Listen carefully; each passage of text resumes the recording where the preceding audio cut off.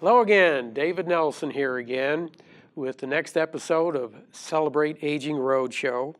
My guest again, just like the last show, is Geshe. And today we're going to be talking about mental health and happiness. And the theme for me is a very important one because my degree is in that. But more importantly, I believe that awareness of self and of your environment comes from a curiosity to learn and grow. And so we're hoping to give our audience, you, opportunities to address those things in your life which you are really curious about and want to learn more about. And so one thing that Geshe has taught at the University of Arkansas is called the Mirror Program, and we're going to be featuring that today. So once again, Geshe, thank you for joining us today. And the first question I have for you, since we've already addressed the healthy aging, we've covered that with the last show, is what do you see is the greatest cause of mental distress of students today in our American culture, because we're focused so much on a fear-based culture. And there's even a title of a book I read a number of years ago called America, A Culture of Fear. So what do you see as the greatest cause of distress in students today? It's you push ourselves to catch up,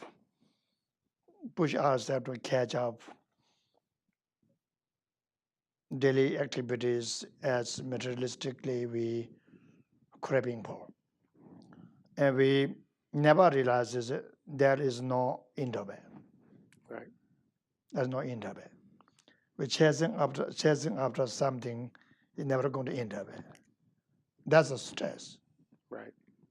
You know, it doesn't mean you don't need any cell phones to cars to. It doesn't mean that. It means that you have to remember being mindful ourselves at the end of happiness that I want to own it. It's not gain because it's based on things what I have around. Mm-hmm. Mm-hmm. Okay. So with regards to your mirror program that you teach, I noticed that you focus on dealing with a problem, then learning how to cope with the problem, and then coaching. So can you expand on that? How does that work? It's and from the beginning. I mean, it started from we are living on the nation, very wealthy nation, and materialistically, and yet at the same time lacking insight, known as inner poverty. Right. Living in the inner poverty.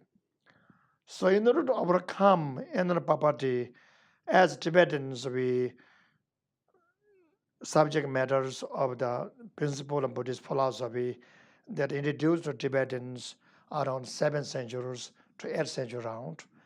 That makes Tibetans are maybe not physically a wealthy human being on this planet, but they are living with inner wealth. My goal was this, mirror service was from beginning. My goal is to try to help out as undergraduate students how to overcome stress, anxiety. They're making small things, making big deal about it, day in and day out. They have to see, we're living life at shallowness is not going to bring you a happy life. You have to know beyond than cell phone, beyond than your boyfriend, beyond than your money wealth, beyond than how you look.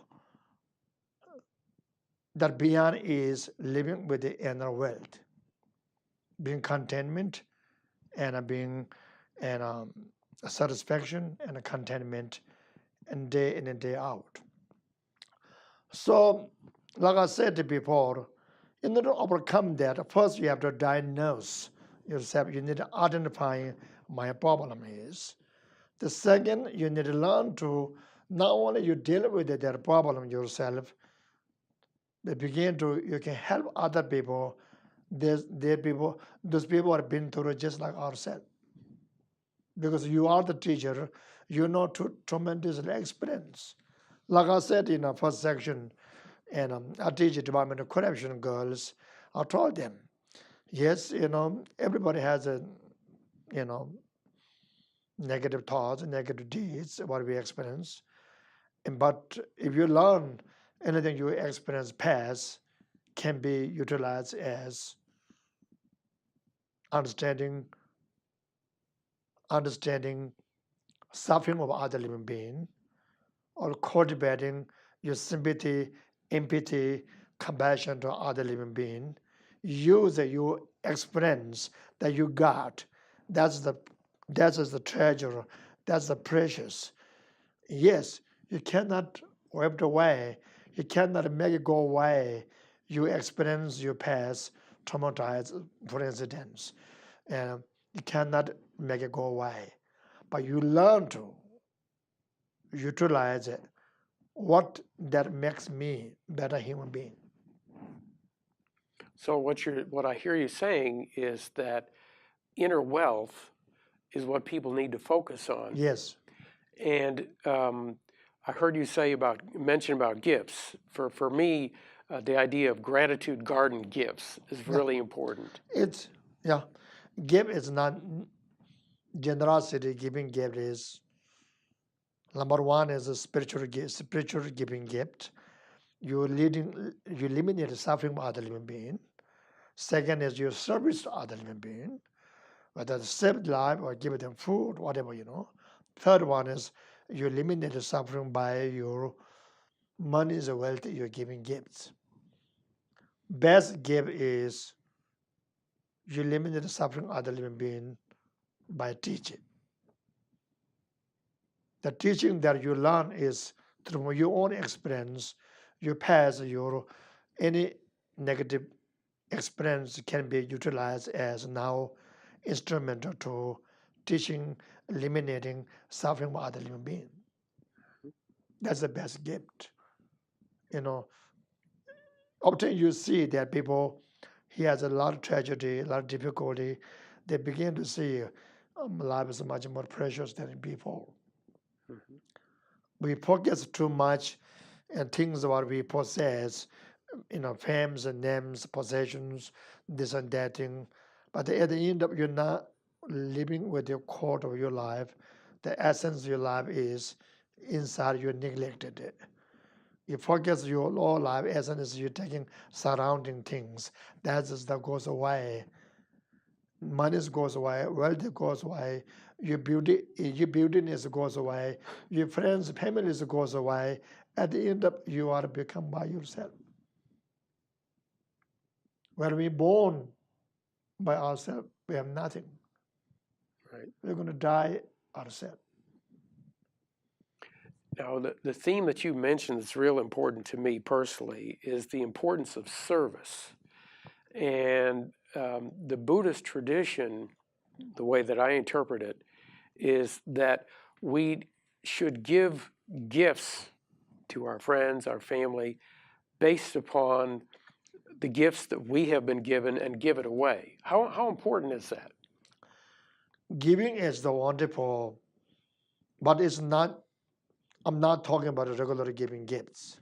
Right. I'm talking about a giving gift to other living being, totally motivated by limited suffering of other living being, totally free of any expectations attached. How do you do that? You're giving gift that person because they need it. They are suffering, I can eliminate their suffering. You need to walk away from your expectations. Soon as you put expectation, now you're trapped. Right. That means you're expecting out from your money, wealth, you're giving gifts. It's not guarantee. You put your hands on a non-guarantee. You rely on that non-guaranteed thing is you're going to hurt yourself. Mm-hmm. Eventually, they're going to lead you shame, guilt, resentful, angry, because you're thinking that person is not appreciative what I did. Right. point I'm saying is you're giving gifts should be, soon as you're giving gifts, you need to be learn to let go of it. Right. Whether you want to give it, not give it, it's up to us. And Buddhism never said you are the most generous human being. You give everything what you want. It never said that. Often I say to people, what is the generosity? Who is the generosity? As the poorest person on this planet can be most generous human being on this planet. Poorest person this planet, this world, this town can be most generous human being on this planet. It's not about you giving money.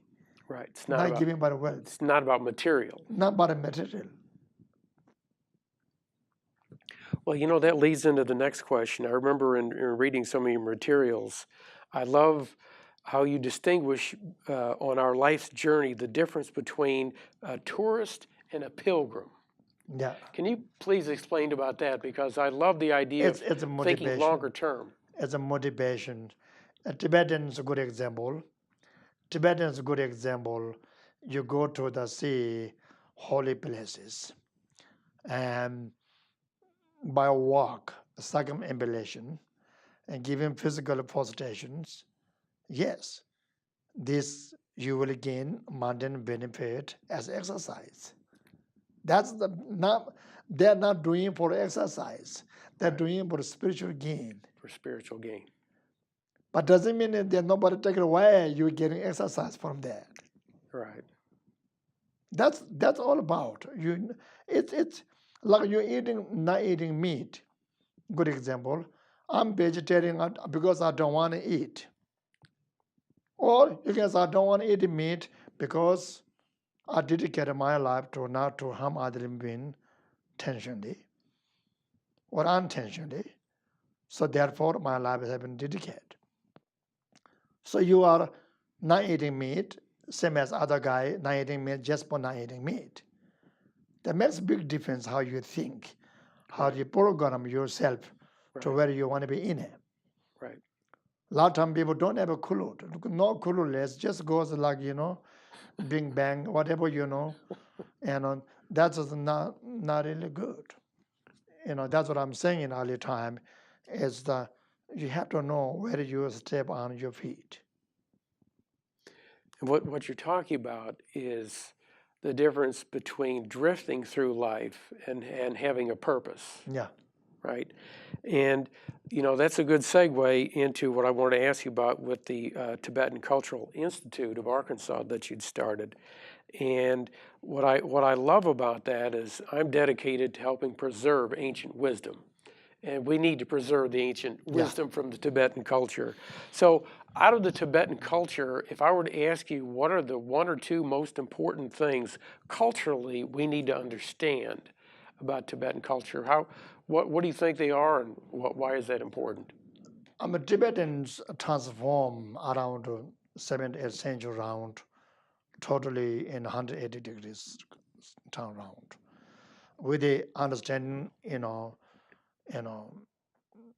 essence of the Indian Buddhism about compassion, love, universal love and compassion, without discriminating toward anybody.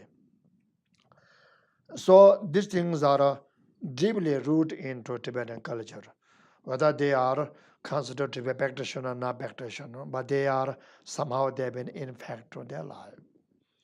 Tibetan Culture Institute was founded me and my colleague Dr. Sunny Burns is a good friend of me. We put together, and purpose, our goal is to try to bring authenticness, Tibetan scholars, culture, heritage into this town. Since I've been here, I brought here over 200 monks in this town, and our mayor has his old record. We giving most of them giving certificates, Right. honoring certificates. And although we are not officially affiliated with the university, but unofficially we mutual benefit. Institute, we I or institute, we managed to bring Tibetan scholar here. If the scholar can give a lecture, presentation, university, and my classes, other classes. At the university, Thupten University, I invited like Dalai Lama, like His Holiness Dalai Lama. So, you know, all public people can enjoy mutual benefit. For those reasons, in our create, we don't have physical center, but we have good members, dedicated people, really like to help out. We are, try to, our goal is aim is not just for bring here was done, bring here Tibetan scholars in this town to Northwest Arkansas to benefit North Arkansas citizens. Not only that, we can somehow we can contribute Tibetans or their tradition, their culture is very much struggle, and we are managed to preserve Thai culture, art, craft, medicine, grammar, logics, known as five major sciences. These things are managed to preserve in India with a wonderful leader, His Holiness Dalai Lama, and dedicated Tibetan people, and held by Indian government. I mean, these things are, without that, these things are never going to happen. Right. Tibetans are not only preserve this, five major science is a good example. Not only preserve in outside of the hometown, outside the comfort life, in exile. Not only that, we would contribute or distribute the rest of the world tremendously. So I truly believe even the regular Tibetan people, as we have one Tibetan student this year at University of Arkansas, even though she is not considered to be a teacher, she's not considered to be a scholar, but she bring with her uniqueness of compassion, love, this her culture going to make an impact on the surrounding people to whom she can deal with it. Yeah, that makes a lot of sense. And that leads into what I love about Buddhism is focusing on the importance of the mind. And I know that your thoughts are everything, and when you use words like compassion, mindfulness, meditation as a daily practice, that can help change people's perception of themselves. What do you see as the biggest benefit of meditation and mindfulness in your program? I mean, you have to remember, mindful meditation is becoming very popular last 20 years, particularly. Now, no longer strange. Right. And I was Alabama in the late 90s. I was Alabama. I mean, sometimes I go to lecture, go to visiting schools. They say, don't talk about meditation, being quiet. That's no longer cases. Everybody talk about meditation. Whether they know or don't know. Whether they know or don't know mindful meditation. But yes, become popular is one thing, but there are other side of comes with the shallowness. I'm not saying nothing can benefit out of it. Shallow meditation, mindful can lead you some degrees of the benefit you, some degrees of the beneficial to you. If you never have been meditated mindful practice before, but due to with the shallowness, you're stuck. You don't have a progressive thought. Right. So that's what I said before. First things you have to remember, rare kind of guidance, rare kind of techniques, your hands on rare kind of books. It's not good enough looking at Google to meditation, how to set the Google meditation not good enough. There are ways you can learn these things accurately. I see kids change in their life due to their meditation techniques. Just for a simple breathing exercise. And actually, meditation, mindfulness is not about to set close leg and a close eye. Doesn't mean that. It's 24/7. You need to apply. Your workplaces, you sit down a cushion, You have to remember how I sit, where my thought patterns are, what I'm doing here, what I'm saying here. You mindfully, constantly living with it, introspection, fresh introspection. You never shut up on that blindfolded ignorance. You fully being aware, very important, 24/7. And you know, that's so important that you said that, because one of the things that you said to me a couple months ago was that ignorance is the enemy.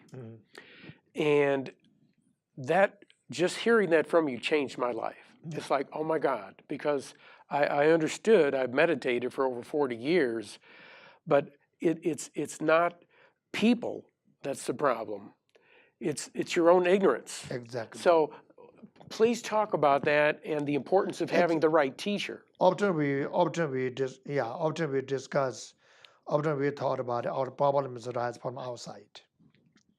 That's how we think. That's how we've been introduced. If you're not careful with it, demon is going to get you.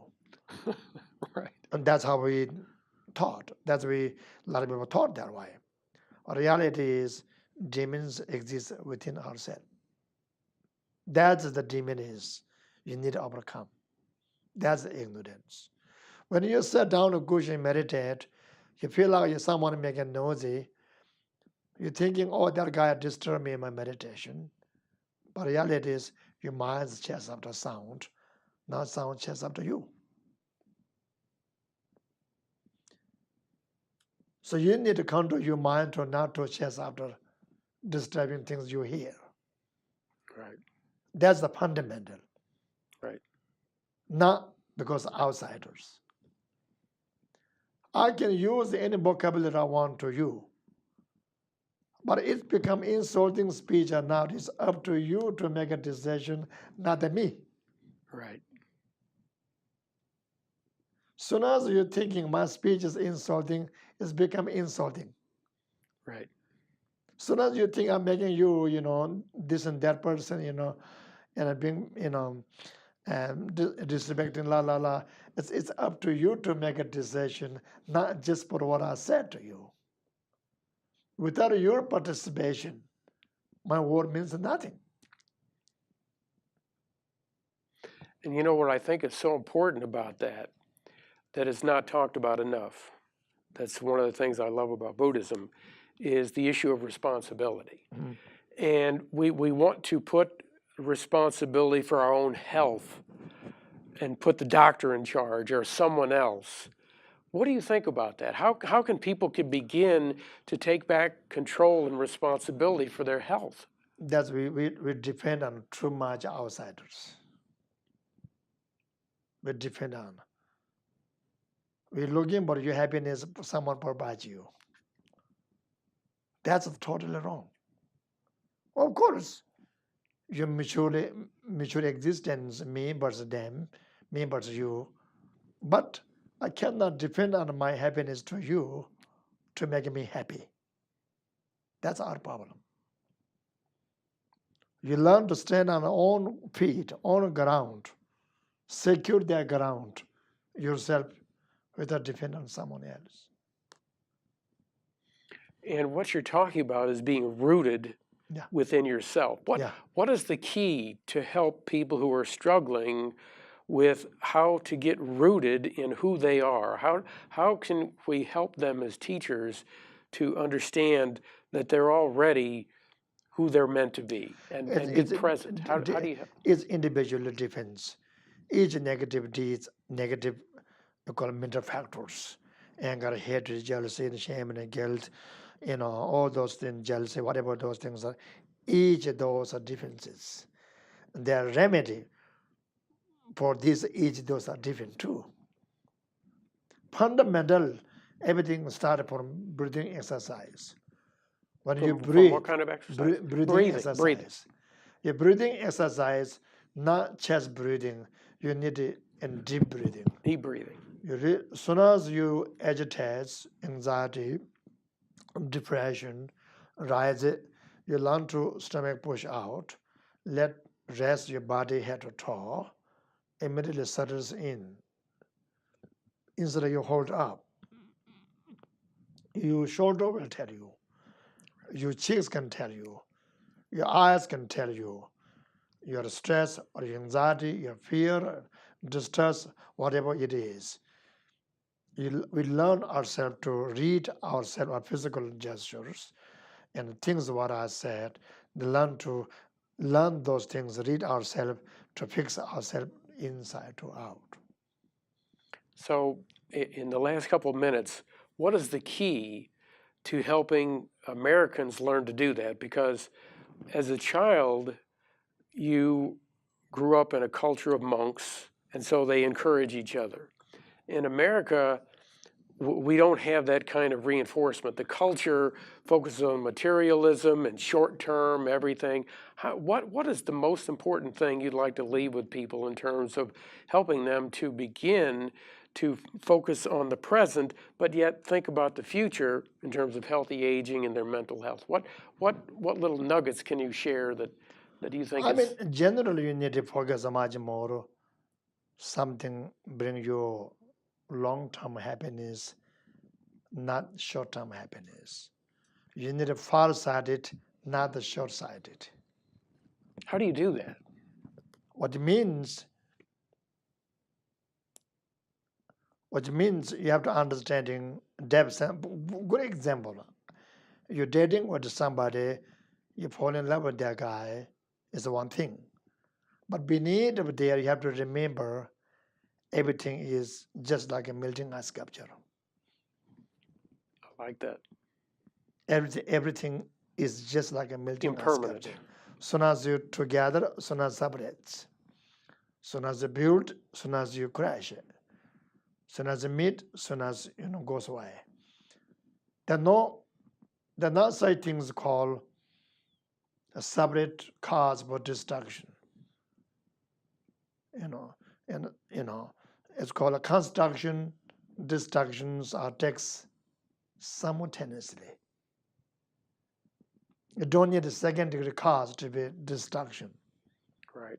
Naturally, destruction. Right. But you beneath of your relationship, beneath of what you do, what you have things, money as well you have. Beneath of there, you have to develop, that kind of foundation, ground level. You are much more safe for fear, anxiety, depressions, retaliation to others. Very good. So in essence, to kind of sum up what you're saying, and then I'll make a little closing remark, we need to understand that everything is impermanent. Yeah. And that we are impermanent. Yeah. And so the most important thing for me that I take away, kind of as we come to the close here, is that fear really comes from confusion and chaos within your own mind. Mm-hmm. And what we have to do is to realize that those are false paths that will lead us down to fear. And what's important is to come up with the daily discipline that you do for yourself, going within and finding a place to meditate on purpose. And the key is to realize that we can be who we are, and you will be who you're supposed to be in the end. So just relax, take it easy, pay attention to what Geshe said, and we look forward to seeing you again very soon on our next episode of the Celebrate Aging Roadshow. Thank you.